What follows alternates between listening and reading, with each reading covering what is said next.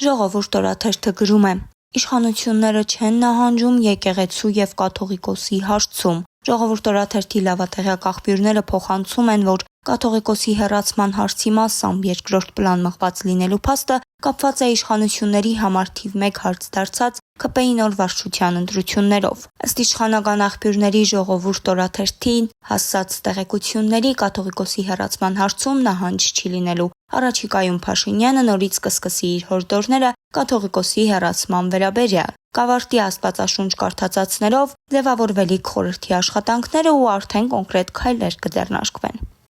Ժողովուրդ օրաթերթը գրում է. Կառավարության շրջանառության մեջ դրված իրական Հայաստանի գեղագիտության տեղորոշման ու աջակցության հայեցակարգը ներկայացվում է որպես պետականության ամրապնդման, գեղագիտական չափորոշիչների սահմանման ու միջազգային ներկայության ձևավորման միջոց, սակայն այս բարձրագույն ձևակերպումների հետևում թաքնված է վտանգավոր մի միտում՝ մշակութային դաշտի վերահսկում ու խմբագրում, ըստ քաղաքական պատկերի։ Ակնհայտ է, որ Նիկոլ Փաշինյանի իրական Հայաստանը վաղուց դուրս է եկել գաղափարական հարթությունից ու վերածվել է գործնական քաղաքականության։ Արարատ լեռը արդեն հանվել է անձնագրերի կնիքներից ու հասարակության շրջանում աճում է մտահոգությունը, որ նույն ճակատագիրը սպասում է նաև պետական զինանշանին։ Հայոց պատմությունը դպրոցներում վերանվանվեց Հայաստանի պատմություն, փաստացի փորձելով կտրել մեր ժողովրդի հազարամյակների շարունակականությունը։ Մեսրոպ Մաշտոցի նկարն էլ այբենարաններում փոխարինվել է QR կոդով։ Հրապարակ օրաթերթն էլ տեղեկացնում է, որ Ռոմանոս Պետրոսյանը ամսական 5 միլիոն դրամից ավել